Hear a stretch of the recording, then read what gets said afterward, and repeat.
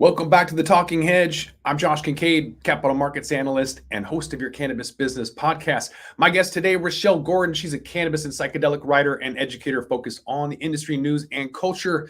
Rachelle, thanks for being on the Talking Hedge. Thank you so much for having me. I'm really stoked to be here. Yeah, it's good to have you finally. Let's just start with the basics. Like, how did you get into the cannabis industry? What's that story?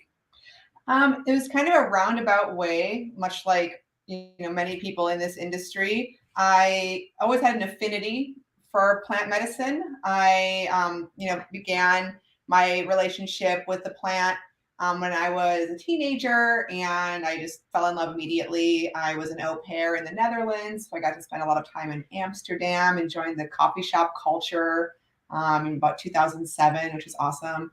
And I actually was in education at that point, working with kids, but I actually ended up being arrested for cannabis possession in 2011. And so I had to leave my teaching job while I dealt with that, and fortunately was able to get into a diversion court, so I didn't have to deal with a felony charge on my record. But I had to leave teaching, and I started writing kind of as a side hustle, more so on sustainability, education. And then as the legal industry started to come about, I was able to get gigs in that space as well. And then, a lot of right place, right time sort of stuff. Fast forward to now where, I've been able to travel all over North America and beyond, writing about this plant, seeing new markets come online, and building a great network. And so it's been a real blessing. Yeah, so you're not just stuck behind a desk like a lot of CEOs that I talk to, and they're in a snow globe, they're in a tunnel, and all they know is about like their industry. So I'm interested to pick your brain and see kind of how the industry is transformed as you've just witnessed it, not only written about it, but you've been to a lot of events. Like you were at the world's largest event in Vegas, MJ BizCon. I planned too much, and that's one of the stupid things is like when you schedule too much, you don't get to see things, and so I think that's a big part of it. So I'm going to completely redo how I do MJ BizCon next year.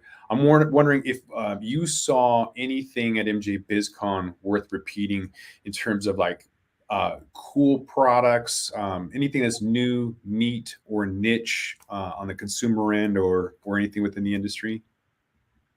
Well, first of all, I totally feel you on MJ Biz being too much. You can't plan, you really have to just kind of show up and take in the magic, I guess.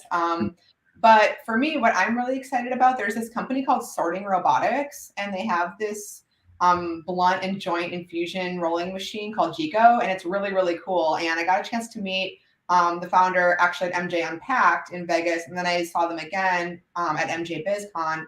And what they're doing with the robotics is really, really interesting. They're also doing cartridge filling machines.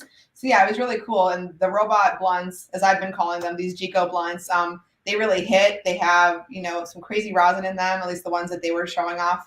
And yeah, definitely, being able to mass produce these really high quality infused pre-rolls, which as we know are really popular on the market and only becoming more popular.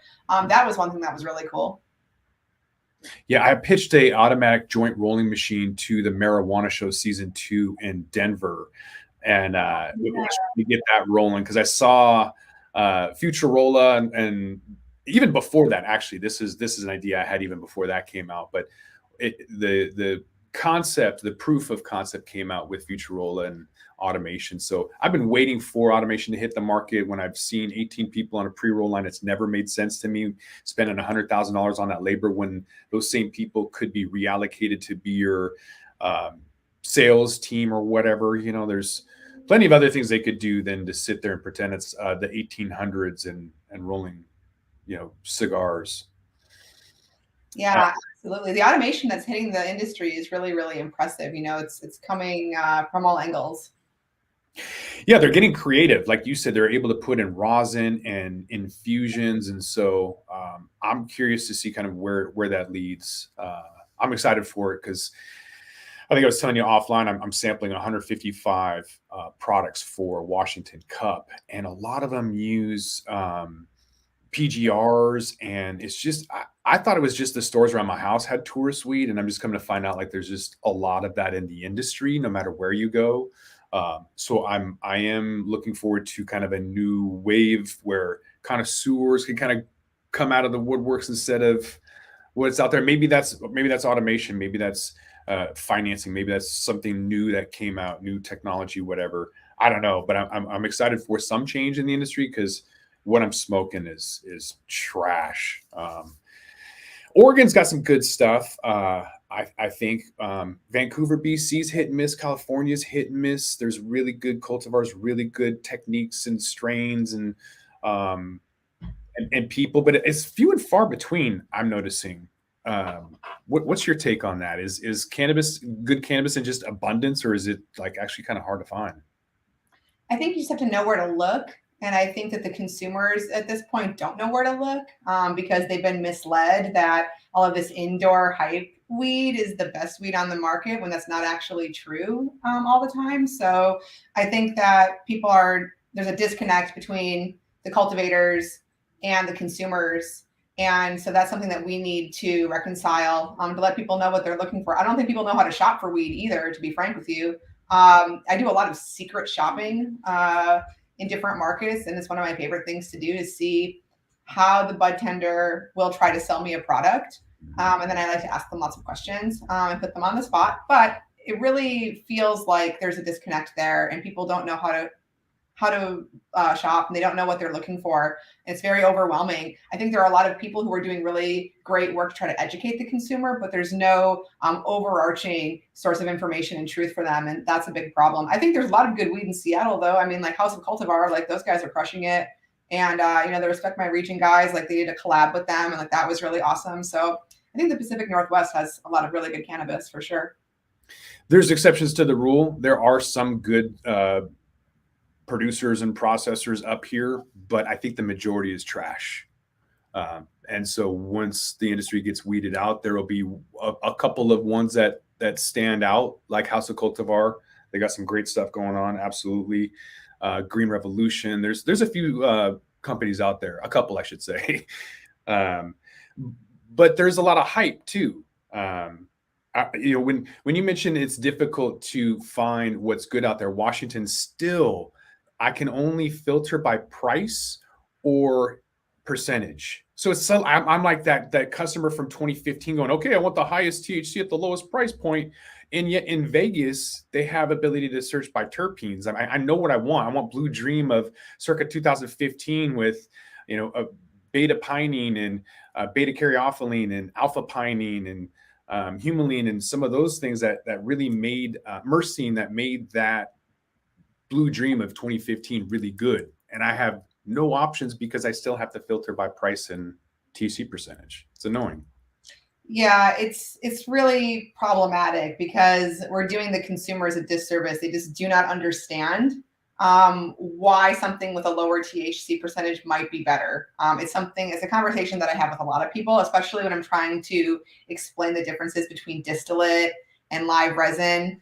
They say, oh, well, this cartridge is 90% THC. How is that not as good? And I try to explain it like, when you make a recipe for something, you take something out, and that seems to, like people don't understand that verbiage, like if there's something missing there, you're not getting the full effect. And I try to use that analogy because people just don't get it. They assume higher number equals better than, it's just not the case. Yeah, and there's been a lot of hype too, and so it kind of diverts the attention to the good stuff when you have some of these other brands out there, like what was the guy from Ignite, Dan Blazarian? Oh yeah, Ass and Grass or whatever his campaigns were, and just ridiculous. Those were not creative ad campaigns, so this is a terrible transition. But I'm wondering if you have seen any kind of creative ad campaign that you've seen recently. Well, the Cannabis Media Council just dropped their "I'm High Right Now" campaign. That they did a partnership with 46 Mile and the Hearst organization, and I think that's really interesting. They're trying to target a new demographic of people outside of the culture, which I think is interesting. They're trying to reduce stigmas through the campaign. It's sort of playful and fun, and just showcases a lot of kind of like senior citizens engaging in their everyday activities, but under the guise that they're high right now, and just kind of trying to erode some of the current stigmas that exist among the cannabis consumer and letting them know that there's all walks of life in this industry and people who are enjoying this plant. And so I think that's making some waves that's really interesting. One thing that I think was really cool too is I wrote an article recently about people using Cameo, that website where people can kind of pay for celebrity videos and interactions. They're using, cannabis companies are using that to market their products in their dispensaries. And they're getting really good results. And that's kind of a fun workaround, seeing as how we have so much censorship and so much restriction on the way we can market this product. I think it's really cool that some brands are being a little creative and thinking outside the box and engaging with canna-friendly celebrities that might be willing to give their product or dispensary a shout out. Yeah, that's really cool that people are actually responding to that. I've got a fintech company as well, and I've reached out to a couple of people, and they haven't responded. So it's good that the cannabis companies are getting some response. That's awesome. There's a lot of options though out there, and there's a lot of noise, a lot of distraction, I guess, and yet you're able to kind of filter through that and get to some really good stories. I see you all the time on a plane going somewhere. I'm curious really like how at this point you're still able to kind of keep your finger on the pulse of the industry. What is it the research behind the desk on a computer? Is it out like, boots on the ground? Like what helps you stay on top of what's going to be happening in the cannabis industry? It's definitely all of the above. It's the, engagement online. It's looking on LinkedIn. It's listening to podcasts. It's reading cannabis news. It's getting the newsletters. Oh, here comes our dog. Hi. And it's traveling and it's speaking with people in these different markets. And I think that's a really big piece of it. Understanding what's actually happening in these markets, and not just in California, and not just in more mature markets, but in emerging markets as well. I split my time between Minnesota and California, and seeing what's happening in Minnesota, especially with the infused beverages, is really, really interesting. So I think it's important that you get a good mix. You're keeping abreast of what's going on a high level with the big stories, but then also speaking to the consumers and the people working in the industry in the newer markets, especially. Yeah, and it's changed quite a bit, right? Like when if you go back to before COVID and some of the highlights on the industry, like VapeGate was an important issue back then, and some of the financing was really important. And now we're talking about like distressed, the industry is struggling, and there's going to be mergers. So my point is, there's been a lot of change in the industry. So when you first started writing about it and getting into the industry, kind of how has it evolved since then? Well, the budgets certainly have shrunk. I mean, there's no getting around that. Back when I first started writing in cannabis, we were kind of flush, and there was a lot of investment dollars coming in, and people were excited. And now I don't want to say people are jaded, but the reality is that this industry is struggling, and that's a problem, right? And so I think we've had to become a little bit more creative and certainly more resilient as an industry, and that's nothing new. Sorry. But we've always faced adversity as a culture, but now it's at a reckoning point where, it's a sink or swim time, and we need to really see some actual movement on the federal level if we're going to make it as an industry. And so I think just the vibe has shifted, right? From this exuberance and excitement to sort of like, okay, like this is happening and that's awesome. But there are a lot of challenges that we need to, fix before we can move forward, and everyone can see this dream that they had before, I think. And so it's sad to see, sad to see good brands come and go. But hopefully, we can get to a point where we are able to thrive. Mm-hmm. Why haven't some of these companies made it? Dope Magazine had to sell. They were $2 million in debt. They had to sell to High Times. Civilized took out $5 to $7 million. They didn't make it. Sensi is still out there, but not really gaining a whole lot of traction.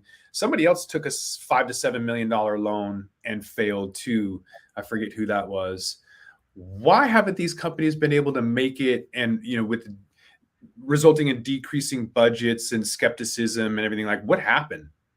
Unrealistic expectation. I mean, I don't want to throw anything in your mind, but like what happened? Well, I think that's sort of a loaded question, and it can vary depending on who you're talking to as to why they didn't make it. Like on the media side, a lot of those publications were acquired and then just sort of disappeared, right? And so, was it something where they were acquired so that they would go away? Did they intend to actually continue publication? I don't know. But that's sort of the nature of the beast when you live in a capitalist society, right? Like gobble up properties and may the best man win. But I think on a larger scale with what's happening in the industry, a lot of the issues is that we were set up to fail to begin with, and if you're not leveling the playing field, you're not encouraging small businesses to get involved, and you're not offering them opportunities to do so and to thrive, they're not going to succeed. I think some of these bigger companies that had a lot of cash, is a lot of poor planning. I think that, they didn't have the foresight to really think long term. I think that a lot of people in cannabis sort of exist in a vacuum and they're so concerned with what's happening right now. They're not really thinking strategically in the long term. But there are so many reasons why businesses are failing in this space. And there's no one right answer. A lot of it's bad luck. A lot of it's bad planning. It really just depends on the situation and the market too. Mm-hmm. Yeah, you mentioned before that there's even tougher regulations on trying to advertise and market and get your name out there. And there's a ton of small business mom and pops versus the number of MSOs, for example. With your experience and running around and everything, do you have any suggestions, advice, or any best practices for these businesses on how to promote their brands or products? I mean, it's tough. I mean, if you want to talk about like to the consumer to try to get them out there, I think it's really about being creative and seeing what you can do without being, kicked off of Instagram or YouTube. Fortunately, the restrictions are easing up a little tiny bit, with regards to advertising, at least CBD. So I think that Google and Facebook are becoming not more friendly, but a little slightly more lenient, I suppose. I think a lot of it has to do with knowing who your audience is and finding ways to speak to them without having to mention the plant. So, for example, trying to be creative. I know a lot of brands will say they're a clothing company, right, on Instagram, and they will have swag and apparel that they can market to their audience. But, in the background, they also have their product. And so I think that trying to be a little creative to get around some of the issues that we're facing is really crucial. The Cameo thing, for example, that was really interesting. I think that, what was it in the article? It was Columbia Care. They brought in like $2 million based off just these Cameo campaigns, targeted Cameo campaigns on their website. So there's a lot of options out there. You just kind of have to go and find them. Unfortunately, there's just not like, it's not as easy to just, go sign up for an ad somewhere. You really have to think it through and be creative. Mm-hmm. Yeah, it's kind of become an ideal spot for influencer marketing. Whether or not it's worth the blood, sweat, and tears, I guess, is up for debate. Do you have any advice, though, on how to kind of create that content where it's still personalized, but you're still kind of reaching as many people as you can? I think authenticity is really the key to that. Mm-hmm. And just staying true to your brand message and your vision and understanding your audience and the type of content that they would like to see and engage with. And obviously, attention spans are really short nowadays. So just keeping it short and sweet and really compelling. And it really just kind of depends on the brand. If you are targeting the boomer demographic versus Gen Z, like your visuals are going to look different. Your language is going to be different. So just really honing in on who you're trying to speak to and trying to be as impactful as possible in your messaging. Mm-hmm. Is mobile going to be that dominant form, or are people still going to be providing other forms of content, or is mobile going to be dominant? I feel like mobile is dominant. Everyone's on their phones all the time, right? And so I think that playing up to that is going to be really important. It is already really important. People scroll, they scroll and they scroll and they scroll, and they're not going to sit and watch a 4-minute video. So I think that having a short and sweet, TikTok or reel is going to be what it's going to take to grab their attention and keep them coming back for more. Mm-hmm. There's a ton of content out there. I feel like there's a lot of activists and altruistic individuals talking about the plant and everything. I'm trying to normalize it, professionalize it, show the various business aspects to it. Very small niche market that I'm trying to penetrate, to just kind of showcase how normal it is. But I feel like there's a lot of stories maybe that are just kind of not being heard or drowned it out. A friend of mine locally here in Seattle, Luke Carlin, is getting some notoriety because his documentaries on the cannabis industry are getting some play. So he finally found his niche and was really able to reach a lot of people. Over 2 million views on his documentaries.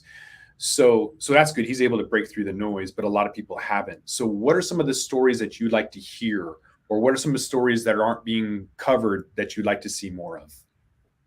Well, one thing that has been brought to my attention recently is just, and especially with this case with Trulieve, with this employee dying, I think that we need to talk more about the safety of the employees who are kind of on the front lines, in the grows and in the shops and the retail, and making sure that we're doing what we can to protect them and to educate them. I don't think that people on a broader scale within the industry are talking about them, and some of the hazards that they're facing, and just what we need to do as an industry to keep each other safe as we move forward. I'm concerned about that. I was at an event over the weekend, and someone there was continually monitoring the air quality in the room and saying that, hey, like these levels are, they could be concerning for people who are asthmatic or have other issues.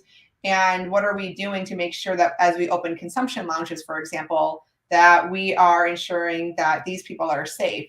Air filtration is one thing. Like, what's it going to take to make sure that the air quality is safe for all people, right? So like that's something that I'm really concerned about. And just what we're doing in the mainstream media too, and how we're approaching the mainstream media and our perception in the mainstream media is also something that I've been thinking a lot about and I'm concerned about.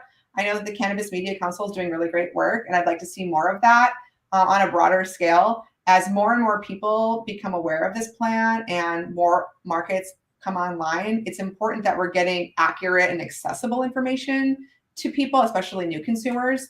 And I don't know if we're doing enough as an industry on a widespread level to ensure that people are getting the access and the information that they need. And that's something that is a little concerning to me too, and that I'd like to explore. Yeah, I was trying to work on a cannabis cafe in Washington, but there's a Class C felony on maintaining and operating a cannabis cafe. So back in 2015, they wanted the equivalent to enough airflow for a 747 jet engine, basically hooked up to a window and cycling enough. So there's a happy medium there for sure. I think we have to figure that out though. And I think that's going to be a huge impact that people don't really foresee yet as we open up cannabis cafes and people see how boring it is instead of nefarious. They'll be able to see, and how I explain it is like the eye into the community or soul. You get to see the window and soul of the community and how really just boring it really is. It's not, there's all these NIMBYs, not my backyards, that don't want it. And then once they see it, they'll realize it's not nearly as bad as what a bar or club does. So I'm really excited about how that's going to bring the industry together. I'm really excited about the opportunities there. So I think huge opportunity in 2023 for cannabis cafes to kind of finally come out. What are some of the opportunities, Rachelle, that you're seeing in 2023 and beyond for cannabis? Well, as I was saying earlier, the beverages coming online in other markets and even in California, that to me is really exciting. That's another thing that I'm really exploring a lot of lately, especially comparing California to Minnesota and how they've come online. I was at the Woods in LA over the weekend, and they just opened their consumption area, and it includes a cannabis bar. So you can belly up, and it's like being at a really high-end establishment, except it's only cannabis on the menu. You can sit and you can have a glass of champagne that's cannabis infused without alcohol. You can have a hot drink. It was really pleasant. And in Minnesota, that's happening as well because the regulators legalized, I say that with air quotes because it was never really illegal to begin with, but they regulated Delta-9 THC derived from hemp. And when they did that, all of the brewers started getting in the mix, which you don't really see in other markets because they really keep that separate, the alcohol and the cannabis licenses, right? But I went to a pop-up in Minneapolis, and it was a cannabis tap room. And you walked in, and it was the tap room experience, which is a very, very popular pastime in the Midwest, going to a bar or tap room. But it was all cannabis beverages, seltzers, hard kombuchas, zero alcohol. And seeing all these people from all these different demographics and different walks of life sitting, they're sipping, they're enjoying, they're mellow, they're having fun, they're out in the open. And speaking to the consumers, they were just so thrilled to be able to have the experience of being at a bar or a tap room without the alcohol, because so many people are moving away from consuming alcohol for one reason or the other. And it was really interesting to speak to the taproom employees who were saying, gosh, it's such a breath of fresh air to have such a relaxed crowd, because usually they would say, as the night goes on, it gets louder and louder. And we have to turn the music up because people are getting louder and louder, and I can't hear myself think. But everyone here is mellow, it's relaxed, they're calm, they're cool, and they're just having a nice time. And so being able to see more of those types of experiences open up, especially in Vegas, I'm very interested in seeing what happens in Vegas with the consumption lounges there. But we're just offering more opportunities for people. There's no one size fits all, whether it's in our industry or others. And just having the choices, I think consumers are going to be really excited about that. So the hospitality side is something that I think should be really exciting for cannabis this year. Mm-hmm. Yeah, I'm going to put together a tour in Vegas on that Monday. So I think that's like the 28th of November. So you got a couple of weeks to plan that if you want to come along. Definitely. More than welcome to be my guest if you're there that early. So last question, because I wanted to briefly touch on the future of cannabis. And I think that MSOs and the future of MSOs are good and bad. They're going to pave the way for mom and pops to kind of follow in their footsteps in terms of the infrastructure that MSOs are laying out. It's too expensive for mom and pops to afford that themselves. And so when these MSOs create them, great, and then they're going to fail eventually. Look at Tilray. Look at a lot of these other guys. Curaleaf, did they just leave Oregon, California, and Colorado? I mean, what's the future of that when you have to go to a limited license state where there's no competition? I mentioned I've tried 155 samples for a Washington Cup, and the majority of them are super harsh. Plant growth or PGRs. It's there needs to be better options out there, and so I'm wondering if you feel the same way. Another loaded question: if you feel the same way I do, that the Curaleaf's demise is a good thing for the industry, assuming you even think that this is a path towards destruction of having to go towards limited license states. That is a loaded question, and I mean, I'm not the biggest fan of Curaleaf, but at the same time, I also don't think it's good news that they're pulling out of these markets. I think it's interesting that the culture has rejected them, but at the same time, what does it say to the general public about our industry? Because they don't know any better, right? Like they don't know the problems that Curaleaf has and how problematic they are, right? But what they see is, oh, this big company is pulling out of these really mature markets. Cannabis must not be doing that well. So maybe it's an opportunity for a reckoning, but I don't think it's a great look overall. But what I do think is that the cream of the crop will rise, but only if they have the opportunity to do so. I really truly believe that a lot of the best flower is sun grown, and the consumers don't know that. I had the same conversation with one of the bud tenders at the Woods. I said, because I hear them referring to it as outdoors and how, some people are trying to move toward, we're calling it sun grown now, but the gal I was speaking with suggested we call it living soil, because people, at least in that demographic, in that neighborhood in LA, they like stuff that's healthier, that's better for the environment. So will we have to rebrand outdoor or sun grown so that people can understand the benefits that it has? Maybe.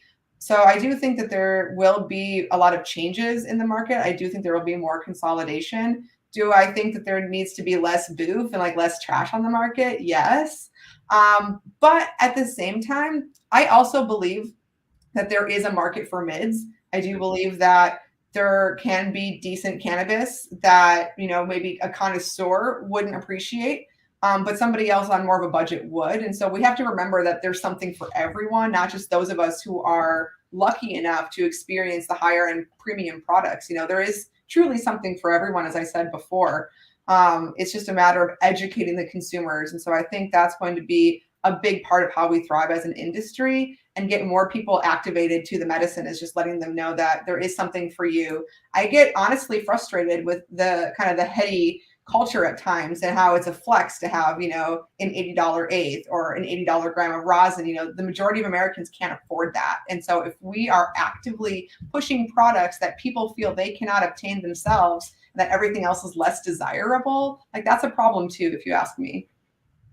Yeah, my podcast, my next podcast tomorrow is on bud tender education and available resources and things, because I think they are kind of the heartbeat to the industry in terms of being able to understand and get that product knowledge out there to a lot of those folks who don't understand. It's overwhelming. In Washington State, you see 1,800 products on the shelf and you're like, I don't even know where to start. Or if you're a visual person and you're stuck on a pad and you don't really know what to do because it's 2D and it's not a great experience, either way, you kind of need to figure that out. So yeah, lots of opportunities there. My go-to, by the way, is an outdoor. It's maybe 17% sun grown, and that's my go-to because it's organic, pesticide free, and I'm able to smoke that throughout the day without it being overwhelming. So that's kind of what I prefer. Some other people just want that indica and just, not be able to communicate or what. Yeah, everyone has their own style. Everyone has their own preference, all of that. So for me, I guess you could call that a mid. That's my preference. That's my go-to. I love sun-grown. Honestly, like I would far prefer sun-grown, terpene-rich cannabis cultivated sustainably than something indoor under a light. People don't realize the environmental impact that indoor has. They certainly don't understand the lack of terpenes that tends to pop up when you have a 35% THC. There's no room for terps, and people don't realize that. So, to our earlier point, as we've been saying this whole time, it's all about the education. And it sounds like, you're doing a lot of great work to help educate people as well. So I commend you for that. Trying to. I'm also trying to normalize and professionalize it. And I get a lot of backlash too, because it seems like I'm coming at it from this business standpoint, but that's my own interpretation and my own background in banking too, in business. So hopefully we're doing a good job in normalizing it and professionalizing it regardless. If people want to educate themselves, I know you have a ton of resources. Rachelle, where can they find you at? Definitely follow me on Instagram at Rachelle the Writer. I'm also active on LinkedIn, so for sure, check me out on LinkedIn. It's Rachelle Gordon. And I have a muck rack. You can check out my work on there. Follow me there. And yeah, scope me out in all my publications, MG, Beard Rose, Skunk, CannabisNow, and more to come. Yeah, all over the place. And we will put her LinkedIn in the description so that you can follow her and all that good stuff. So I think with that, we're gonna have to roll this one up. So I want to thank my guest, Rachelle Gordon. I appreciate you being on the Talking Hedge. Thank you so much, Josh. It was a pleasure. Appreciate it. I'm Josh Kincaid. This is the Talking Hedge. Don't forget to like, share, and subscribe, or don't. And I'm out.